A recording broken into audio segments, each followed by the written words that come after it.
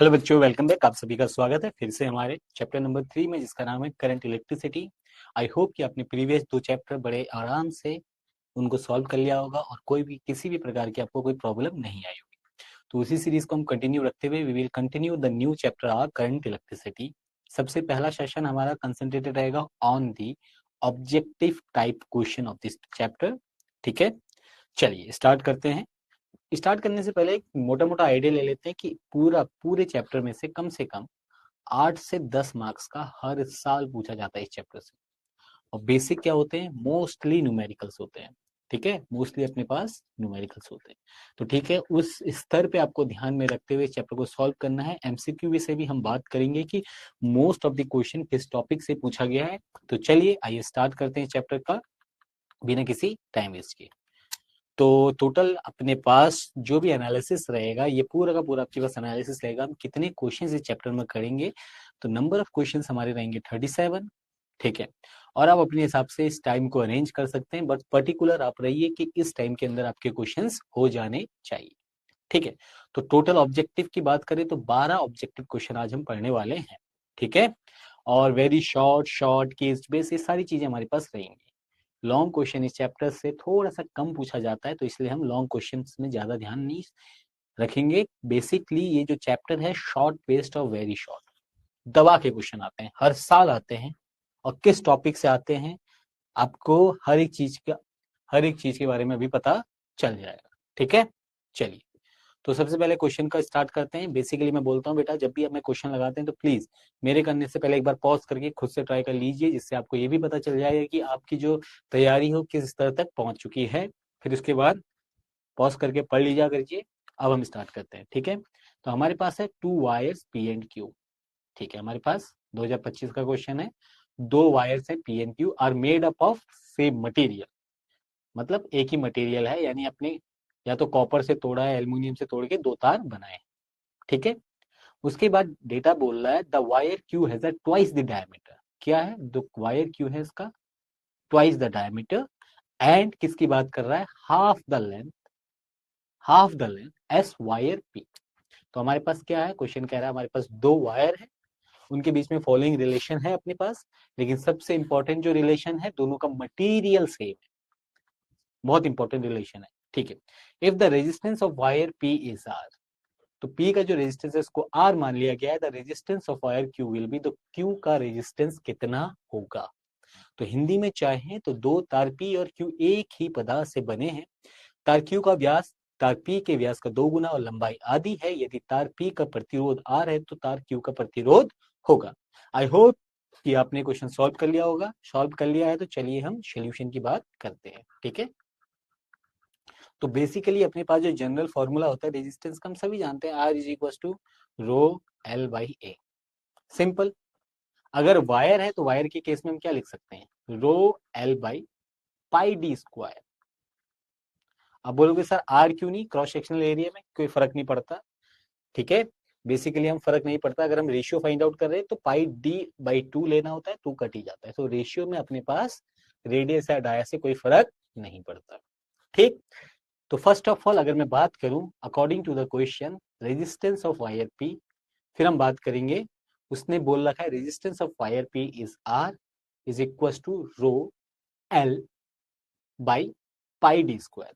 Late us say it is pi D square. लेकिन वहीं पे उसने बोला रेजिस्टेंस ऑफ वायर क्यों, यहीं पे अपनी कहानी फंसने वाली है। अगर मटेरियल सेम है, सेम मटेरियल का हमारे पास क्या होता है? Rho of wire P is equal to rho of wire Q. क्या जी सर? फॉर सेम मटेरियल, हाँ जी। तो रेजिस्टिविटी अगर मटेरियल सेम है तो अपने पास रेजिस्टिविटी बेटा क्या होती है? दोनों मटेरियल की सेम होती है। It is a property of a material. जैसे क्वेश्चन अपने पास वेरी करके पूछता है, बेसिकली जो जनरल क्वेश्चन बनता है वो कहता है कि अगर रेजिस्टिविटी, अगर वायर को हाफ कर दिया जाए तो रेजिस्टिविटी कितनी हो जाती है, अगर डायमीटर डबल कर दिया जाए तो रेजिस्टिविटी कितनी हो जाती है, अगर स्ट्रेच कर दिया जाए तो रेजिस्टिविटी कितनी हो जाती है। इनफैक्ट जब तक सेम मटेरियल रहता है कोई भी अदर फैक्टर पे रेजिस्टिविटी डिपेंड नहीं करती है, because it is a property of a material. क्या है? मटीरियल की प्रॉपर्टी है। कॉपर है तो कॉपर ही बोलेंगे ना उसको। अगर वो आधा सेंटीमीटर है, 1 सेंटीमीटर है, 5 सेंटीमीटर है, कोई फर्क नहीं पड़ता। कॉपर है तो कॉपर है। ठीक है, जो मेजर ऑफ द क्वेश्चन जो वेरी किया जाता है रेजिस्टिविटी के बेसिस पे किया जाता है, किस्मत अच्छी है तो रेजिस्टेंस पे पूछ लेता है, ठीक है।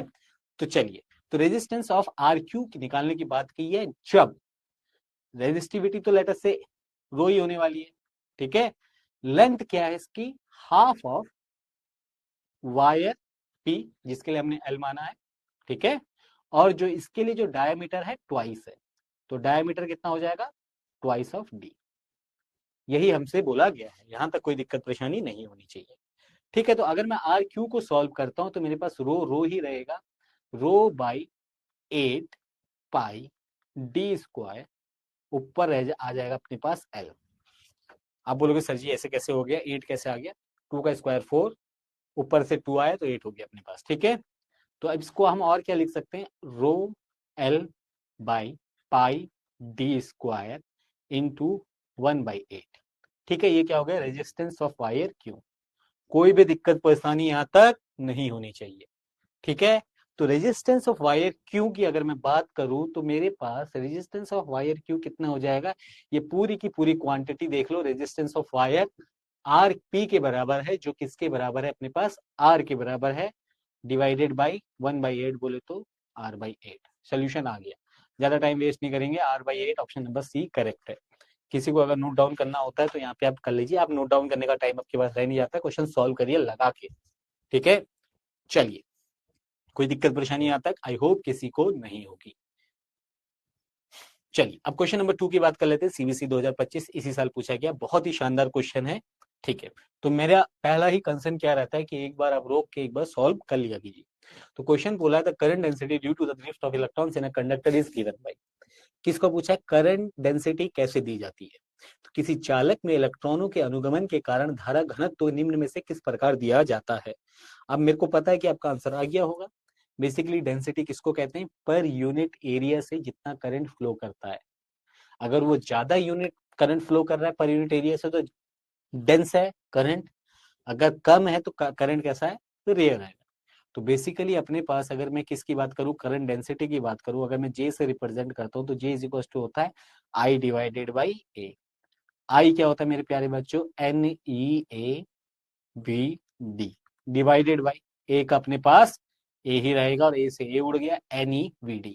ऑप्शन नंबर डी अपने पास करेक्ट। बहुत ही शानदार क्वेश्चन, कोई दिक्कत परेशानी यहाँ तक किसी को नहीं हुई होगी। चलो let's continue to question number 3, CBSE 2025 set 3 का क्वेश्चन है जिसमें बच्चों को बहुत दिक्कत आई थी,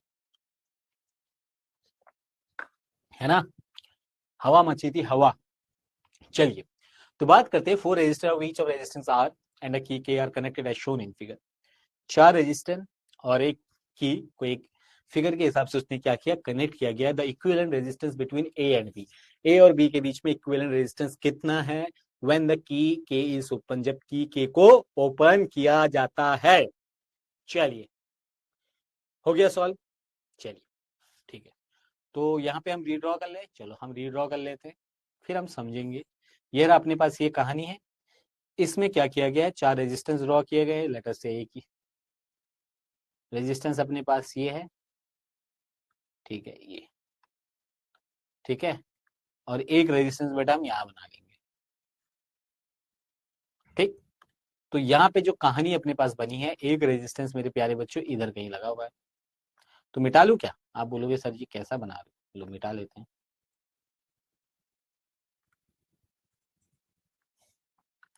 तो एक रेजिस्टेंस मेरे प्यारे बच्चों यहाँ पे लगा हुआ है, हार्ट बीट, एक हार्ट बीट यहाँ पे लगी हुई है, एक हार्ट बीट यहाँ पे लगी हुई है, और एक हार्ट बीट यहाँ पे लगी हुई है। सब ऑल क्या है, इक्विवेलेंट रेजिस्टेंस है, कितने हैं, आर आर आर आर। यहाँ पे अपना पॉइंट बी है, बैटरी लगी हुई है, या स्विच लगा दो, कुछ भी कर दो, स्विच मैं नहीं लगाने वाला, हाँ चलो स्विच लगा लेते हैं। यहाँ पे पॉइंट है अपने पास ए, यहाँ पे पॉइंट है अपने पास बी। कोई दिक्कत परेशानी यहाँ तक किसी को नहीं होनी चाहिए, ठीक है, ठीक है। चलो तो अब बात करते हैं इक्विवेलेंट रेजिस्टेंस। तो जब भी हम सीरीज और कॉम्बिनेशन की बात करते हैं किसी भी रेजिस्टेंस में, तो सीरीज का मतलब क्या होता है और कॉम्बिनेशन का ओ पैरेलल का मतलब क्या होता है। सीरीज का मतलब क्या होता है और पैरेलल का मतलब क्या होता है, कोई बता सकते हैं। चलो आपने कर लिया, ठीक है। सीरीज का मतलब होता है जब वोल्टेज ड्रॉप होता है, हर एक रेजिस्टेंस के बाद वोल्टेज ड्रॉप होता है, या किसी क्या होता है वोल्टेज अपना लगातार ड्रॉप होता है। आप बोलोगे सर नहीं आया समझ में। और यहाँ पे वोल्टेज क्या रहता है, कांस्टेंट रहता है। दो पॉइंट्स के बीच में वोल्टेज क्या रहता है, कांस्टेंट रहता है या सेम वोल्टेज रहता है। दो पॉइंट्स के बीच में पोटेंशियल क्या होता है, वोल्टेज क्या रहता है, कांस्टेंट रहता है अपने पास। अब मैं वोल्टेज की बात कर रहा हूँ, इसका मतलब क्या है, पोटेंशियल डिफरेंस की बात है, ठीक है। कोई दिक्कत परेशानी नहीं लेना यहाँ तक, खाली समझाने के लिए, ऐसा नहीं कि कोई अपनी गणित लगाने लग जाए। तो क्यों, जैसे ये है अपने पास एक रेजिस्टेंस, ये है अपने पास एक रेजिस्टेंस, ये है अपने पास एक रेजिस्टेंस, तो यहाँ पे देखोगे पर्टिकुलर पॉइंट के बीच अपने पास वोल्टेज क्या करेगा, ड्रॉप करेगा। ए बी सी, अगर मैं 3 पॉइंट की बात कर रहा हूँ, ए बी सी, तो हर एक पॉइंट की वजह से क्या होगा, पोटेंशियल ड्रॉप होगा, क्योंकि बीच में रेजिस्टेंस आ रहा है जो करंट को रोकने की कोशिश कर रहा है। अगर मैं पैरेलल की बात करूं तो मेरे पास जो तीनों की तीन रेजिस्टेंस होंगे, एक, दो और ये हो जाएगा तीन, ये तीनों के तीनों क्या होंगे मेरे प्यारे बच्चों, सेम पोटेंशियल पे होंगे। क्या होंगे, तीनों के तीनों मेरे प्यारे बच्चों क्या होने वाले हैं, सेम पोटेंशियल पे होने वाले हैं। ये कंसेप्ट सर क्यों समझा रहे हो, क्वेश्चन के लिए इंपॉर्टेंट है, बिल्कुल है, ठीक है। यहाँ पे इस पॉइंट पे ए, ये सेम पोटेंशियल के बीच में है। सर जी इसका मतलब कुछ है, हाँ। तो हम कैसे निकालते हैं, जब पोटेंशियल सेम रहे तो तीनों कैसे आ जाते हैं अपने पास, पैरेलल में आ जाते हैं। तो अगर मैं देखूं यहाँ पे पॉइंट क्या है, स्विच है, तो ए से बी से अगर मैं चलना चाहूं, यहाँ पे पोटेंशियल बी है, तो मैं अगर ऐसे घूम के आता हूं तो यहाँ पे भी बी वाला पोटेंशियल होगा, बिल्कुल होगा। जब तक वायर पे कोई कट ना लगे पोटेंशियल डिफरेंस नहीं आता। अगर मैं यहाँ पे ऐसे तार को जोड़ देता तो पोटेंशियल ड्रॉप हो जाता। तो कट में, जब तक कट ना आए, सीधा वायर है, पानी सेम स्पीड से बह रहा है, कोई बंटवारा नहीं हो रहा। तो बी पे सेम पोटेंशियल, बी से मैं आगे चला, कोई कट नहीं आया, कोई कट नहीं आया, यहाँ पे आया, यहाँ पे भी बी पोटेंशियल, फिर मैं आया, चलते गया, यहाँ पे भी सेम पोटेंशियल। तो अगर सेम पोटेंशियल के बीच में है तीनों रेजिस्टेंस, तो इक्विवेलेंट रेजिस्टेंस कितना हो जाएगा, यहीं पे। हाँ, फिर यहां से बी आगे बढ़ाओगे तो रेजिस्टेंस आएगा, यहाँ पे डिफरेंस पोटेंशियल हो जाएगा। इस वाले आर की बात नहीं कर रहा हूं मैं, किस वाले, इस वाले की, केवल बाहर वाले तीन। तो बाहर वाले तीन कैसे होंगे, आर इन पैरेलल कंडीशन, ठीक है। तो इनके लिए जो इक्विवेलेंट रेजिस्टेंस हो जाएगा, कितना हो जाएगा, 1/r 1/r 1/r, यानी 3/r, 3/r का उल्टा करूंगा, r/3, सिंपल। बट अब इनके साथ क्या होगा, अगर पोटेंशियल ए क्या हो जाएगा, क्योंकि ए के सिरों के बीच देखो, ए के इस एंड पे क्या है, ए पोटेंशियल, यहां ड्रॉप हो जाएगा, ठीक है। तो ए क्या हो जाएगा इनके साथ, और जो ए के बगल वाला होगा उसका रेजिस्टेंस हो जाएगा टोटल आर। तो इक्विवेलेंट रेजिस्टेंस की अगर मैं बात करूं तो ये दोनों किसमें हो जाएंगे, सीरीज में, r/3 plus R is equal to कितना हो जाएगा, 4r/3। तो हो जाएगा इक्विवेलेंट रेजिस्टेंस। बस यहाँ पे से इंपॉर्टेंट अगर पॉइंट अगर आपको नोट डाउन करना है, इंपॉर्टेंट, जब तक कोई कट ना लगा हो पोटेंशियल ड्रॉप नहीं होता। No cut no drop, no cut no drop. हाँ, जिसको नहीं आया समझे बेटा, जो ऐसे नोट्स देखेगा वो बोलेगा भाई ये क्या है भाई, नो कट नो ड्रॉप, ठीक है, उसके लिए लेक्चर देखना पड़ेगा। चलिए, तो अपना 4r/3 आंसर करेक्ट हो चुका है। कहाँ है भाई, 4/r/3 अपने पास आंसर आ चुका है, ठीक है। आगे बढ़े, चलिए चलिए आगे बढ़ते हैं। क्वेश्चन नंबर, देखो सीबीएसई 2025 के क्वेश्चन सारे, बेटा बताओ कहीं पे ऐसा नॉर्मल पूछा है आपसे कि कोई फॉर्मूला पूछ ले, कोई सीरीज में, कब बच्चे रात भर बैठ के याद करते हैं सीरीज में ये होता है रेजिस्टेंस, और भाई पूछता ही नहीं है सीरीज में, पैरेलल में ये होता है, ये फॉर्मूला होता है, numerical application, it is very important for this. Okay चलिए, सीबीएसई 2025 के क्वेश्चन की बात कर लेते हैं, क्वेश्चन पढ़ते हैं। A current flow through cylindrical conductor, मान लिया एक सिलेंड्रिकल करंट क्या कर रहा है, करंट फ्लो कर रहा है, बहुत शानदार, जिसका रेडियस उसने दे रखा है आर है, बहुत शानदार। The current density at a point in the conductor is, जो करंट डेंसिटी है वो कैसे दी है, J is equal to alpha R along the axis, here alpha is a constant, r is a distance from the axis of the conductor। वाह जी वाह। तो हमें क्या करना है, the current flowing through the portion of the conductor from r is equal to 0 to r is equal to r/2। मालिक साहब question क्या कहना चाहता है, किसी को कुछ समझ में आया क्या? बहुत सिंपल तरीके से मैं बताता हूँ। किसी सिलेंड्रिकल कंडक्टर में करंट फ्लो कर रहा है, तो ये पूरे के पूरे क्रॉस सेक्शन में भर के फ्लो कर रहा है, यानी पूरा का पूरा पानी फ्लो कर रहा है।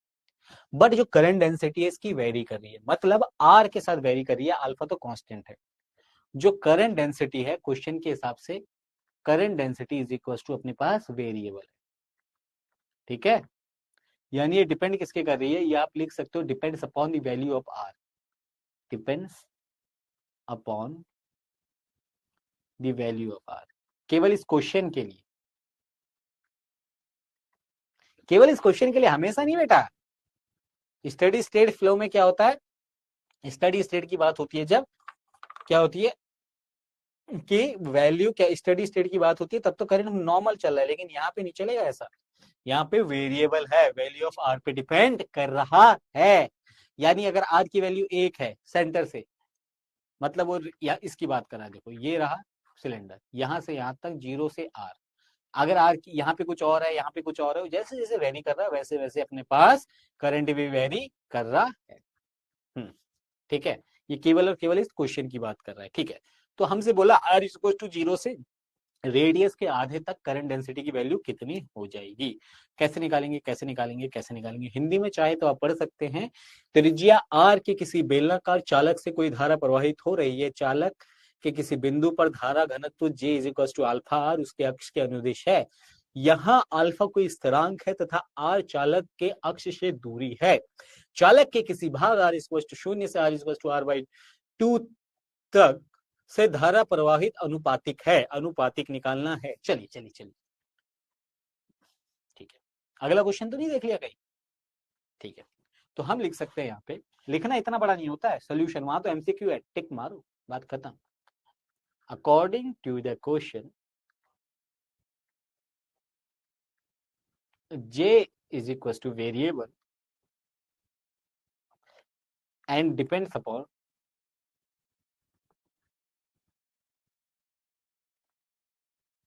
the value of R। तो इस फेज में हम क्या करते हैं, इंटीग्रेशन करते हैं। जब वेरिएबल चीजें आती हैं तो हमें पता है हमें क्या लगाना पड़ता है भैया, इंटीग्रेशन लगाना पड़ता है। यस, इंटीग्रेशन करेंगे तो J क्या वैसे एक्चुअल वैल्यू क्या होती है, J की वैल्यू अपने पास सिंपल सी बात है I by A, I by A. But हमें तो निकालना I है, तो I क्या हो जाएगा, जे ए। तो J की वैल्यू गिवन है, हाँ जी हाँ गिवन है, लेकिन A की वैल्यू क्या हो जाएगी, हाँ 2 pi R square, pi R square. क्या बात कर, पाई आर स्क्वायर तो कंप्लीट क्या हो जाएगा, नहीं जी। तो अब हम क्या करते हैं, लेटर से ये है अपने पास, यहां से फ्लो कर रहा है किसी डी आर से, यह अपने पास कोई डी आर स्ट्रिप से करंट फ्लो कर रहा है। तो अगर मैं इस डी आर को फैला दूं, मैंने डी आर को ऐसे खोल के ऐसा बना दिया, तो ये टोटल लेंथ कितनी हो जाएगी, 2 पाई आर, और ये स्मॉल कितना हो जाएगा, डी आर। तो यहां से अपने पास इसका एरिया कितना हो जाएगा, रेक्टेंगल का area 2 pi R D R. Sir जी ये करना जरूरी है, हाँ जी हाँ बिल्कुल, क्योंकि इंटीग्रेशन किसी एक पर्टिकुलर डीआर के लिए किया जा सकता है, किसी एक पॉइंट के लिए किया जा सकता है, तब उसको जोड़ते हैं। इंटीग्रेशन के हिसाब से जोड़ रहा है, वैल्यू एड ऑन हो रही है, बढ़ते हुए जा रही है, घटते हुए जा रही है, डिपेंड्स अपॉन सम वेरिएबल्स, वेरिएबिलिटी है यहाँ पे। जिसको नहीं आ रहा समझे बेटा, क्या ही बोल सकते हैं बेटा, साल खत्म हो जाता है।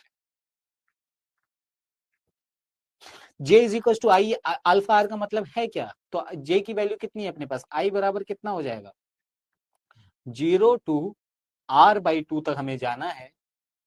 ठीक है, जे की वैल्यू कितनी है, अल्फा आर, एरिया की वैल्यू कितनी है, 2 पाई आर, अलग वाला आर लिख रहा हूं क्या मैं, 2 पाई आर डी आर। बहुत शानदार, बहुत शानदार। तो क्या करेंगे आप, जो जो कांस्टेंट वैल्यू है उसको बाहर निकालो, अल्फा कांस्टेंट, चलो भाई घर से बाहर, 2 पाई कांस्टेंट बाहर कर चलो। ठीक है, तो 0 to R by 2 R square D are.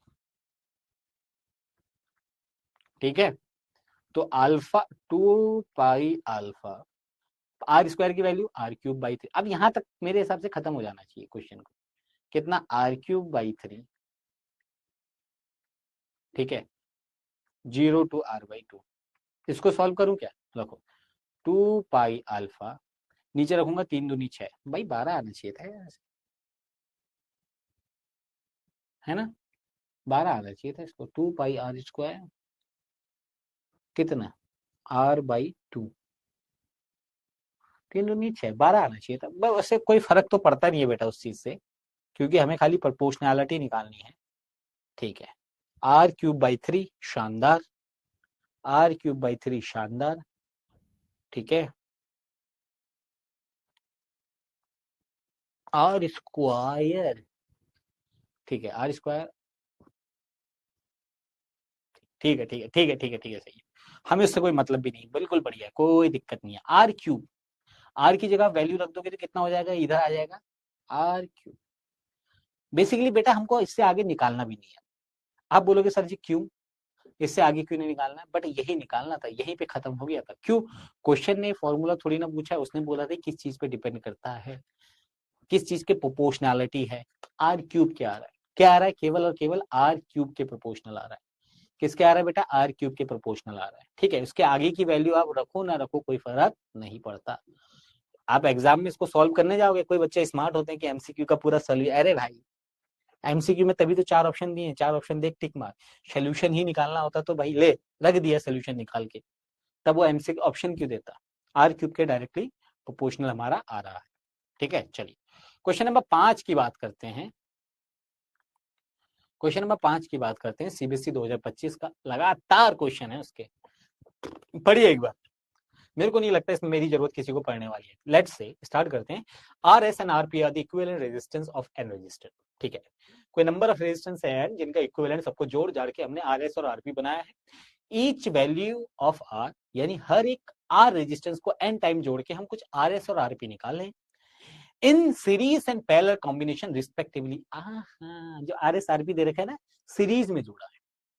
The value of R S और आरपी बताना आपको, यानी किसी यदि एन प्रतिरोधकों जिनमें प्रत्येक का मान आर है के श्रेणी संयोजन के पार्श्व संयोजन और तुल्य प्रतिरोध का मान आर एस आरपी है, तो आर एस माइनस आरपी का वैल्यू बताओ। ऑप्शन आपके पास ये रहे और सोल्यूशन आपके पास बगल में बना देता हूं मैं। ठीक, तो इसने बोला, अब मैं क्वेश्चन समझाता हूं। आर एस का मतलब है कि आपने आर रेजिस्टेंस को एन बार जोड़ा है, उसने कहा है आर रेजिस्टेंस को उठाया, लगातार जोड़ते गए, कब तक जोड़ते गए, एन आर टाइम्स तक जोड़ते गए, धा कुछ एन तक जोड़ा हुआ है। और पैरेलल का मतलब क्या है, चलो 1/पैरेलल निकालना पड़ेगा, फिर 1/आरपी।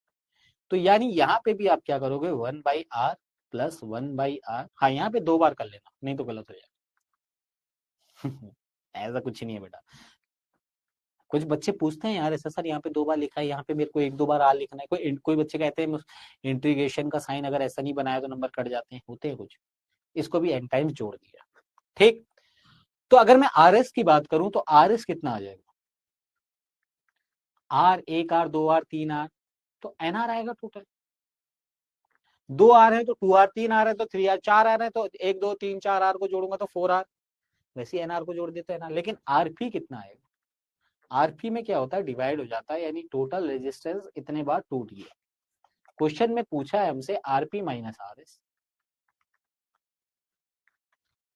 यही है क्या, कुछ उल्टा तो नहीं निकाला, R S minus RP, R S minus RPM से पूछा हुआ है। क्या पूछा है, आर एस माइनस आरपीएम से पूछा हुआ है, आर एस माइनस आरपीएम से पूछा गया है। चलो आर एस कितना है, सीरीज का कितना है, एन आर में से कितना घटा दो, आर बाई एन घटा दो, चलो एलसीएम ले लो, कितना हो जाएगा, एन स्क्वायर, आर में पहले ही कॉमन ले लूंगा, ऊपर हो गया N square minus 1 divided by N. यही अपने से क्वेश्चन में पूछा था। कौन सा वाला है, कौन सा वाला, कौन सा वाला, कौन सा कौन सा कौन सा, ये वाला कर दो क्या, हेलो कर दिया, ये कहाँ गया भाई, और हाँ, option number B is the correct choice, 7 crore मिल गया। ठीक, चलिए कोई दिक्कत परेशानी, बहुत इजी सा, बस कंसेप्चुअल था थोड़ा सा। चलिए क्वेश्चन नंबर 6 की बात करते हैं, सीबीएसई 2025, पहले से ऐसे क्वेश्चन बहुत पूछे जाते थे, अब थोड़ा सा इनका पैटर्न थोड़ा सा कम हो गया। ठीक है, ओके, अब पहले से ऐसा क्वेश्चन बहुत पूछे जाते थे।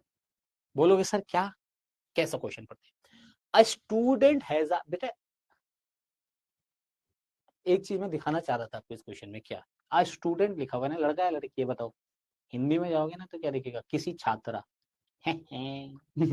ऐसी बस दिखा रहा था, आ स्टूडेंट बॉय भी हो सकता था, स्टूडेंट में कोई भी आता है। आ स्टूडेंट हैज अ 3 रजिस्टर, चलो मान लिया एक स्टूडेंट है, छात्रा के पास 3 रजिस्टर है, 3 क्या है, रजिस्टर है। Each register, each of resistance R, हर एक के क्या पास है, रेजिस्टेंस आर है। ठीक, to obtain a resistance of 2/3 she should connect. उसको क्या करना है, तीनों को जोड़ के, या छोड़ो उसको, जो टोटल रेजिस्टेंस आना चाहिए किसी भी सर्किट का इतना आना चाहिए 2/3 ऑफ आर। तो उसको तीनों को कैसे कनेक्ट करना है, हिंदी में भी यही होगा। किसी छात्र के पास 3 प्रतिरोधक हैं जिनमें प्रत्येक का प्रतिरोध R है। यदि 2/3 प्रतिरोध प्राप्त करना चाहती है तो उसे इन प्रतिरोधों को किस प्रकार संयोजित करना चाहे, तो उसको हम क्यों बताएं, खुद को निकाले ना भाई, उसको चाहिए। तो इसके अप्रोच क्या होता है बेटा, मेरे को अप्रोच की बात करनी है, सॉल्यूशन मैं निकाल दूंगा। I have to know the approach. आप लोग कैसे करेंगे, हमेशा क्वेश्चन तो ऐसा नहीं आएगा कि 3 है 4 है। अगर बाय द वे अप्रोच आता है तो आपके पास एक सिंपल सा सटीक तरीका है कि जैसे जैसा सोल्यूशन दे रखा है वैसे वैसे रखते जाओ। क्योंकि अगर 3 की जगह 6 दे दिया तो 6 में तो वैसे भी फंसी जाओगे बेटा, 6 में तो फंसी जाओगे। 6 में तो 3 को 4 को 5 को ऐसे जोड़ोगे तो इतना बड़ा तो आएगा नहीं आपके उसमें, उसमें तो बेटा फंसी जाना है आपने। लेकिन अगर ऐसे 2-3 आते हैं तो हमने क्या बात कर रहे हैं, हम सारे प्रकार से रख लेते हैं और बात खत्म कर लेते हैं।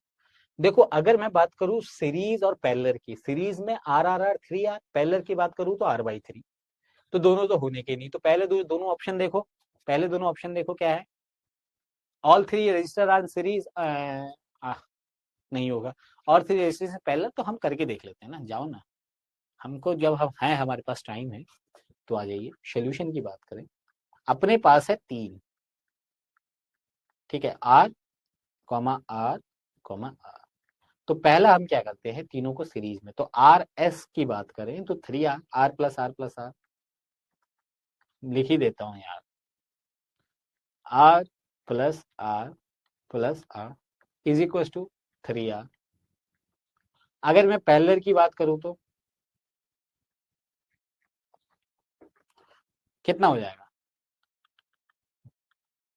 डायरेक्ट तो निकालना आता नहीं होगा किसी को अभी भी। R1/RP is equal to 1/R plus 1/R plus 1/R, कितना हो जाएगा, अब तो मैं नहीं करूंगा सॉल्व। RP बराबर अपने पास हो जाएगा R/3, ठीक, बहुत शानदार। RP अपने पास कितना हो गया, R/3, बहुत ही शानदार। कहानी का कितना हो गया अपने पास, R/3, RP पैरेलल, ठीक। हमें इतना चाहिए, अब इनको मिला के हमें चाहिए क्या है, 2/3R। तो यहाँ मैच हुआ नहीं हुआ, यहाँ मैच हुआ नहीं हुआ। अब अपने पास वेरिएशन करना है, अगर टाइम बचाना है तो कैसे करना है, जैसे सॉल्यूशन में दे रखा है, ऑप्शंस में दे रखा है, ठीक है। तो यहाँ पे अगर मैं बात करूं तो कितनी हो जाएगी, सबसे पहला कितना है अपने पास, 2 को जोड़ दिया सीरीज में, तो अपने पास क्या है 2, क्या करना है 2 को क्या कर देते सीरीज में जोड़ देते हैं, तो RS कितने के लिए, 2 के लिए 2R। फिर इसको उठा के हम क्या करेंगे, R इक्विवेलेंट निकालने के लिए, तो हम क्या करते हैं, R इक्विवेलेंट बनाने के लिए क्या करते हैं, 1/RE करने के लिए हमने क्या किया, इसको उठा के नीचे पटक दिया, पैरेलल के साथ जोड़ दिया, किसके साथ, 1/R के साथ। तो ऑप्शन तो मेरा यहीं पे खत्म हो जाता है, तो RE बराबर आ जाता है, सॉल्यूशन मैं तो नहीं निकालूंगा बेटा, 2/3R आप ही निकालोगे, ठीक है। तो आपने क्या किया, आपने को आंसर यही चाहिए था, तो हमने क्या किया, जो सोल्यूशन अपने पास बना बेटा, उस सोल्यूशन का मतलब ये हुआ 2 इन सीरीज, ठीक है, and 1 in parallel to them.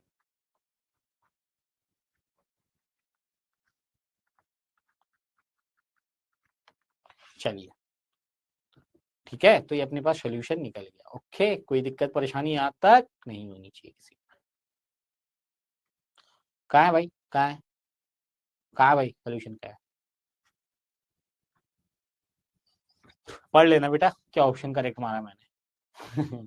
चलिए अब हम बात कर लेते हैं आगे की, आगे और क्या क्वेश्चन है अपने पास। सीबीएसई 2023 बड़ी मुश्किल से 25 का पीछा छूटा है ना। स्टडी करंट, हाँ मेरे को लगता है बहुत इजी वाला क्वेश्चन आ गया। क्या बोल रहा है, steady current of 8 milliampere. बोलेंगे सर इस इजी मिली एम्पियर तो हमको आता ही नहीं है। Flows through a wire the number of electron passing through the cross sectional wire in 10 second. हाँ, नहीं आता ये।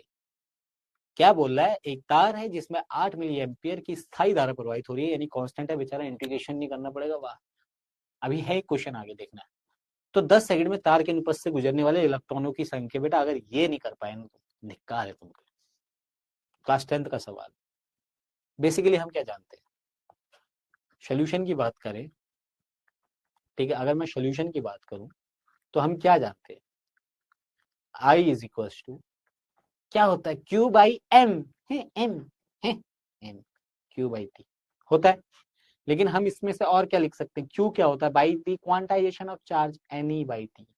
हमें चाहिए क्या, अपने पास तो जो वो है, अपने को तो E निकालना, ये हो जाएगा I T बाई E नहीं निकालना, N निकालना है, सॉरी, क्या निकालना है, N निकालना है। N क्या होता है, नंबर ऑफ इलेक्ट्रॉन्स। यहां से आगे मेरे को ना कराना ही नहीं चाहिए था, शर्म आ रही है मेरे को कराना। N I कितना है, I कितना है प्यारे बच्चों, I कितना है, 8 मिली एम्पियर। मैं बताऊंगा नहीं 10⁻³ - 3 कहां से आया। टाइम कितने सेकंड तक इसने बोला है, कितना, 10 सेकंड तक, बहुत शानदार। डिवाइडेड बाय इलेक्ट्रॉन पे चार्ज कितना है, मैं ये भी नहीं बताऊंगा आपको, क्या बताऊं मैं इनको, इसको। तो n बराबर कितना हो जाएगा, मेरे को करना ही नहीं, देखो 16 पंजे 80, 5 वाला आंसर मेरा करेक्ट होगा। मेरे को टाइम वहां बचाना है। अगर 2 3 5 वाले होते तो मैं सॉल्व करता, लेकिन पता है इतनी तेज मेरी निगाहें होनी चाहिए अगर मेरे को मार्क स्कोर करना। अच्छा, ठो ठो 16 पंजे 80, बात खत्म। तो 5 गुणा 10 की घात 17, तो 5 गुणा 10 की घात 17, इसकी यूनिट होती है कुछ, नो यूनिट, क्योंकि नंबर है। कितने पेन है, एक पेन है। कितने केले हैं, 10 केले हैं। क्या बता रहा हूं मैं यार। चलो, क्वेश्चन नंबर 8 की बात करें, सीबीएसई 2023। हाँ, आगे इंटीग्रेशन वाला, यही मैं कह रहा था। उसने किसी साइड में तो एक अच्छा दे दिया बच्चों को, चलो ये करो, उसी दूसरे साइड में उसने, लेकिन कोई फर्क नहीं पड़ता बेटा, क्वेश्चन इजी है। ये वेरिएबिलिटी इसमें बहुत कम है। आप कुछ बच्चे ऐसे सोचते हैं ये सेट में अच्छा आया था, हमारी किस्मत, बेटा ये भी कोई ज्यादा टफ नहीं है। ये स्टार्टिंग में इंट्रोडक्शन जब दिया जाता है तब इसको कराया जाता है, ठीक है, ओके। तो अपने पास ये है, the current in a device varies with the time t as I is equal to 60। इसका मतलब क्या होता है, चलो जिस चीज बच्चे को बिल्कुल ही नहीं पता मैं बता देता हूँ वैसे। I इज इक्वल टू, वहां पे एक वर्ड लिखा था स्टडी स्टेट, और यहाँ पे क्या बोल दिया इसने, वेरी लिखा। वहां पे क्या है, I is equal to 8 milliampere, तो हर एक सेकंड जाओगे तो वो उतना ही बह रहा है, 8 मिली एम्पियर। बट यहाँ पे क्या है, टाइम के साथ वेरी कर रही है चीजें। अगर टाइम की वैल्यू 1 सेकंड है तो करंट 6 हो जाएगा। यूनिट पता नहीं क्या है, मिली एम्पियर है, पता नहीं क्या है। अगर 2 सेकंड की, हाँ मिली एम्पियर है, तो 2 सेकंड की बात करें तो 12 मिली एम्पियर हो जाएगा, 6 गुना 2। तो ऐसे करंट वेरी कर रहा है, तो वेरी कर रहा है हर एक टाइम के साथ। तो इसने बोला the amount of charge passes through the device during t is equal to 0 से t is equal to 3 second, या आप ये बोल सकते हैं 3 सेकंड में। 3 सेकंड में आपका, अगर मैं करंट की बात करूं तो कितना लिख सकता हूँ, 3 सेकंड में अगर मैं करंट की बात करूं तो मैं बहुत शानदार तरीके से क्या लिख सकता हूँ, 18 मिली एम्पियर। बट उसने क्या पूछा है, चार्ज पूछा है। 18 मिली एम्पियर लिख सकता हूँ क्या मैं, ये भी सवाल है। बेटा जब फंसाना है तुमको तो अच्छे से तरीके से फंसाएंगे। तो किसी उपकरण में धारा, हिंदी में आप पढ़ सकते हैं। चलो सोल्यूशन निकालते हैं। चलिए, तो सोल्यूशन तो अपने पास बचपन से अपन लोग जानते हैं, जब से पैदा हुए हैं। करंट के बारे में तो उस दिन से ही पता चल गया था हमें कि I is equal to Q by T होता है, या मैं क्यू की बात करूं तो आई टी होता है,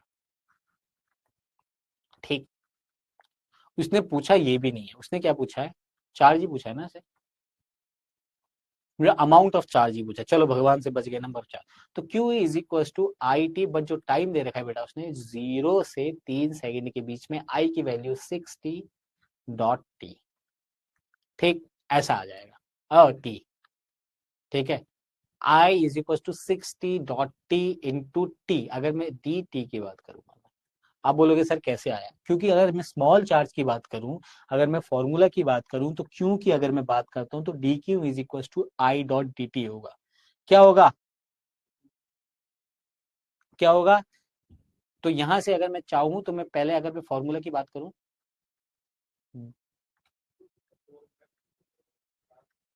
ठीक है, ओके। और इसको मैं लिख सकता हूं इंटीग्रेशन। अगर मैं इंटीग्रेशन का साइन हटाता हूं तो टोटल चार्ज मेरे पास क्यू बराबर आता है इंटीग्रेशन आई डॉट डी टी। डॉट नहीं बोलना चाहिए, बहुत गलत है, अगर आप जानते हैं क्रॉस और डॉट प्रोडक्ट को तो। चलिए, ठीक है। ओके, तो यहां से क्यू बराबर कितना आ जाएगा मेरे प्यारे बच्चों, 6t², 6 मेरा कॉमन, t²/2, लिमिट कितनी हो जाएगी, ठीक है। तो क्यू इज इक्वल टू कितना, 6 इंटू कितना, 3×3 = 9, तो 6 गुणा 9 यानी 2×3 = 6 गुणा 9/2, 2×3 = 6 यानी 27 यूनिट क्या दिया था उसने, माइक्रो कूलाम। आंसर आ गया। ठीक है, बहुत इजी क्वेश्चन था, मैंने फिर भी टाइम लगाया इसमें, आप इतना टाइम मत लगाना प्लीज बेटा, ये क्वेश्चन बहुत इजी है, ऐसे क्वेश्चन मिलते हैं तो स्कोरिंग होता है। ठीक है, चलिए आगे बढ़ते हैं, कहानी को आगे लेके बढ़ते हैं, क्वेश्चन नंबर 9 की तरफ चलते हैं। सीबीएसई 2023 का क्वेश्चन है, एक बार पढ़िए। ठीक है, इसका ही क्वेश्चन आया था सीबीएसई 2025 में, एक क्वेश्चन वेरी शॉर्ट में 3 नंबर पे आया था, जेई मेंस जेई एडवांस का आया था 2002 का। ऐसी क्वेश्चन था वो, लेकिन वो सिलेबस में भी नहीं था, आउट ऑफ सिलेबस, पता नहीं क्या दिक्कत थी। मतलब जेई एडवांस का दो, जो चीज सिलेबस में हो वो तो दो ना, बाहर का कैसे दे सकते हो यार, करवाना पॉसिबल ही नहीं है, कभी कभार डाल देता है, क्यों करवाए हम उस पर time waste. The cell of EMF E is connected across है, अगर थोड़े बहुत भी पढ़े लिखे होते हैं आप लोग बच्चे, मतलब पिछले साल वाले, तो आप बोल सकते थे कि क्या हो सकता है कि ये आउट ऑफ सिलेबस चीजें हैं। तो हम बात कर रहे हैं किसकी, a cell of EMF E is connected across an external resistance R. ठीक, when current I is drawn from the cell, the potential difference across the electrodes of a cell drops to V. The internal resistance of the cell की बात कर रहा है। हिंदी में अगर मैं बात करूं तो क्वेश्चन क्या जाता है, ईएमएफ ई का एक सेल बाह्य प्रतिरोध आर से जुड़ा हुआ है। बाह्य प्रतिरोध, जब सेल आई धारा खींचता है तो सेल के इलेक्ट्रोडों के सिरों के बीच विभवांतर पतन वी हो जाता है। सेल का आंतरिक प्रतिरोध आर के बारे में बताया, यानी आपको वोल्टेज दिया है। अगर मैं सोल्यूशन की बात करूं ना बेटा, क्वेश्चन कहना है, फिर क्वेश्चन देख लिया। तो हम जानते हैं क्या, V is equal to I R, ये तो हमें पता ही है, लेकिन E इज इक्वल टू कितना होता है, V प्लस आई आर। अब बताओ कितने बच्चे जानते हैं कि ये फॉर्मूला सही है। बेटा खुद दिल पे हाथ रख के वाला ना कि ये फॉर्मूला सही है, नहीं है, नहीं गलत है फॉर्मूला। आधे बच्चों की जिंदगी खराब हो जाती है यार, ऐसा कैसे कर दिया तुमने, V प्लस आई आर ही होता है। बस ये वाला कंफ्यूजन एग्जाम में मत लाना, मैं बस इतना चाहता हूँ कि ये वाला कंफ्यूजन आप एग्जाम में मत लाना। ठीक है, तो हमें क्या निकालना है, फाइंड आउट करना है इंटरनल रेजिस्टेंस। तो आर बराबर कितना हो जाएगा, E minus V by I. ठीक, अब ये हो गया सॉल्व, नहीं ऑप्शन में कुछ और था, कोई बात नहीं, अपने ध्यान से नहीं देखा है तो देख लेना। E minus V divided by I क्या होता है अपने पास, V बाई आर, तो V बाई आर, यही अपने पास ऑप्शन में है। चलिए देखिए, E minus V by V into R, ठीक है, E minus V by V into R. ठीक, चलो बात खत्म करते हैं, क्वेश्चन नंबर 10 की बात करते हैं, सीबीएसई 2022 का है। चलिए क्वेश्चन पढ़िए, a battery is charged by 12 volt supply, 12 volt supply दी गई, आपकी बैटरी फोन की चार्ज कर दी गई, उसमें कुछ एनर्जी स्टोर हो गई जिसकी वैल्यू है 7.20 × 10⁻15 joule. The charge pass through the battery, इस बैटरी से जो चार्ज पास हुआ वो कितना होगा। ठीक है, चार्ज निकालना है, कोई फॉर्मूला याद आता है इसमें, एक कार की बैटरी को 12 वोल्ट सप्लाई द्वारा आवेशित किया जाता है तथा इसमें संग्रहित ऊर्जा 7.20 × 10⁻15 जूल है, बैटरी से होकर गुजरने वाला आवेश है है बताओ कितना होगा, कोई फॉर्मूला याद आया। चलिए हम बात करते हैं फिर, तो सोल्यूशन की बात करते हैं। जब एनर्जी की बात होती है तो अपने पास एक फॉर्मूला होता है, U is equal to Q V. निकालना थोड़ी ना है ये, हमें निकालना है Q is equal to U by V. याद आया, हमें निकालना है आवेश निकालना है, तो U कितना है बेटा, U कितनी, 7.2 × 10⁻5 जूल, कितना, 10⁻5 जूल।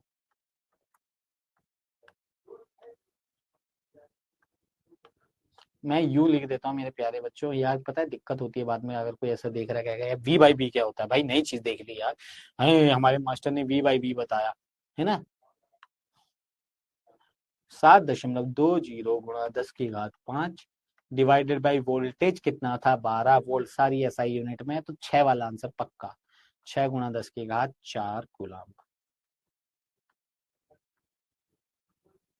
ये वाला। ठीक, चलो मौका भी नहीं दूंगा। क्वेश्चन नंबर 11 की बात कर लेते हैं, फिर उसके बाद अपने पास फाइनल सोल्यूशन आएगा। ये क्वेश्चन जितने भी टाइप के थे सारे करा दिए अपने। एक सर्किट टाइप का भी पूछा था, वो भी करा दिया पहले में। टफ था थोड़ा सा, मैं मानता हूं, लेकिन अच्छी सीख देके जाता है। A current 0.8 ampere flows through a conductor for 40 ohm for 1 minute. तो कोई करंट है, आई है, जिसकी मान है 0.8 एम्पियर, किसी कंडक्टर में जिसका रेजिस्टेंस है 40 ओम में। टाइम है अपने पास 1 मिनट, ऐसा ही यूनिट में लेते हैं मेरे प्यारे बच्चों, 60 सेकेंड। बिल्कुल गलती मत करना, ये वाला टाइम 1 मिनट, प्लीज बेटा ऐसा ही यूनिट देख लेना। बिल्कुल भी ये वाली गलती तो मत कर देना यार। अच्छा खासा क्वेश्चन आता होगा तो गलत हो जाएगा। द हीट प्रोड्यूस, फिर क्लास 10 का क्वेश्चन। एच निकालना है, एच की वैल्यू होती है I²RT, जूल्स हीटिंग इफेक्ट। बचपन की बातें भूल नहीं जाना रही। 0.8 इंटू 0.8 इंटू रेजिस्टेंस की वैल्यू 40 इंटू टाइम की वैल्यू 60, कितना आंसर आएगा बेटा? भाई यार इतना बड़ा बड़ा आंसर कैसे है यार? बड़े ही आंसर आ रहा है क्या? 6 चौको 2400, हाँ।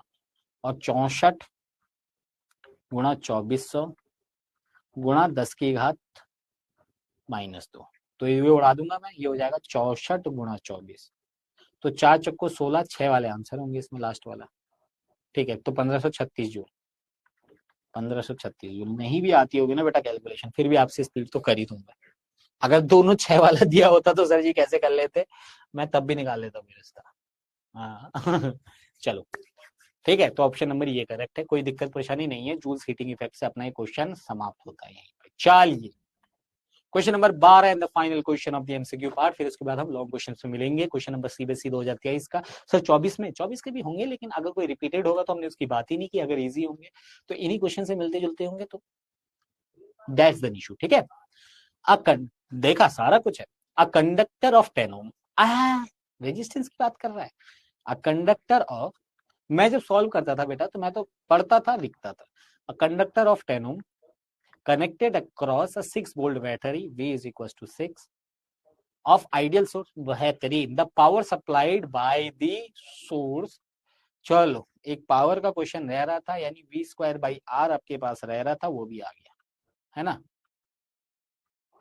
6×36 यानी 3.6 watt. Option number C correct. कोई दिक्कत परेशानी इसमें नहीं होनी चाहिए थी। भाई बताओ इसमें मैं कुछ कराऊं क्या? कुछ रह गया क्या? कुछ नहीं रह गया। ठीक है, चलिए ऑप्शन नंबर सी करेक्ट। इसी के साथ आज्ञा लेता हूं आपकी, आपको अगले सेशन में मिलता हूं, जिसमें दबा के सर्किट वाले क्वेश्चन करेंगे। दबा के बेटा 22 क्वेश्चन होंगे कम से कम, वेरी शॉर्ट और शॉर्ट।